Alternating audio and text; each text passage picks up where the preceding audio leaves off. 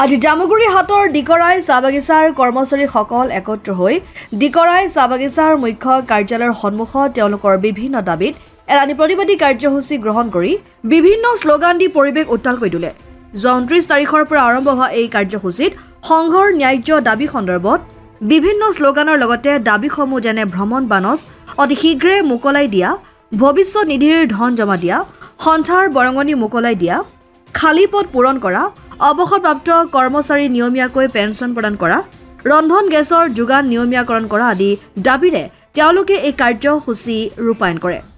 আগন্তুক 2 মে'ৰ ভিতৰত যদি কৰ্মচাৰী সংঘৰ এই ন্যায্য দাবীৰ প্ৰতি মালিক পক্ষই ইতিবাচক পদক্ষেপ গ্ৰহণ নকৰে তেন্তে 2 মে'ৰ পৰা অনিৰ্দিষ্টকালীন প্ৰতিবাদ সাব্যস্ত কৰিব অসম চাহ কৰ্মচাৰী সংঘই। উল্লেখযোগ্য যে এই প্ৰতিবাদী কাৰ্যসূচীত সংঘৰ কেন্দ্ৰীয় সম্পাদক ঋষভ কলিতা সহ অন্যান্য নেতৃত্বই অংশগ্ৰহণ কৰি এই কাৰ্যসূচীৰ সফল ৰূপায়ণ কৰে। হয়, আমি অসম চাহ কৰ্মচাৰী সংঘ 1947 চনৰ নৱেম্বৰত জন্ম হৈছিলোঁ।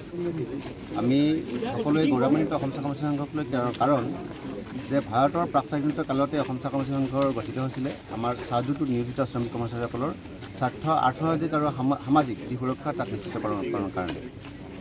আজি আমি ডিকৰাই চাহ বাগিচাত উপস্থিত আছোঁ যে অসম চাহ কৰ্মচাৰী সংঘৰ অন্তৰ্গত McLeod Russel India tea limited. আপোনালোকে সকলোৱে জানে যে ৱৰ্ল্ডৰ ভিতৰত এটা লাৰ্জেষ্ট টি কোম্পানী হ'ল McLeod Russel India tea limited.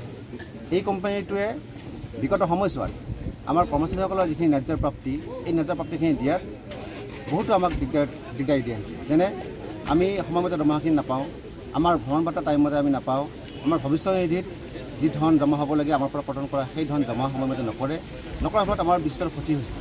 গতিকে ইয়াৰ উপৰিও আৰু বিভিন্ন আমাৰ সমস্যা আছে। আমাৰ পেঞ্চনাৰসকলৰ পেঞ্চন মুকলাই দিয়া নাই ইত্যাদিকে ধৰি বিভিন্ন সমস্যা আছে। এই সমস্যা সন্দৰ্ভত আমি প্ৰায় 10 দফীয়া এটা দাবী আমি কৰ্তৃপক্ষক দিছিলোঁ আৰু সেই দাবীৰ ওপৰত আমাৰ যোৱা 5 এপ্ৰিল তাৰিখে আমাৰ কিছু আলোচনা হৈছিলে। কিন্তু আলোচনাত আমাৰ যি ধৰণৰ সিদ্ধান্ত হৈছিলে এই সিদ্ধান্তখিনি মেনেজমেণ্টে আমাক যি কমিটমেণ্ট দিছিলে সেই কমিটমেণ্টখিনি ফেইল কৰাৰ পৰিণতিস্বৰূপে আমি ইণ্ডাষ্ট্ৰিয়েল স্পিৰিট এক্টৰ প্ৰভিজন মতে আমি গোটেই অসমৰ 31খন বাগিচাতে এটা আন্দোলন ঘোষণা কৰিছিলোঁ।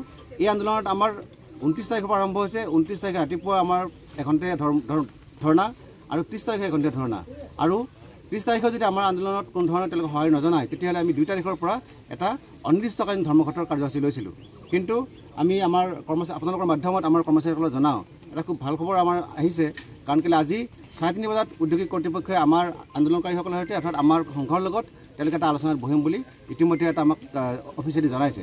গতিকে আমি আজি 3:30 বজাত আমাৰ এডভাইজাৰ অফিচত প্ৰতাপগড়ত যি অফিচ আছে তাত আমি বহিম আলোচনাত আমাৰ সদস্যসকলৰ লগত লৈ, আৰু সেই আলোচনাত যদি আমি সফলতা লাভ কৰোঁ বা তেওঁলোকে আমাৰ যিখন সমস্যা যদি সমাধান কৰাৰ কাৰণে তেওঁলোকে যদি দৃঢ় পদক্ষেপ গ্ৰহণ কৰে তেতিয়াহ'লে নিশ্চয়কৈ আমি আন্দোলন কৰাটো বিবেচনা কৰিম।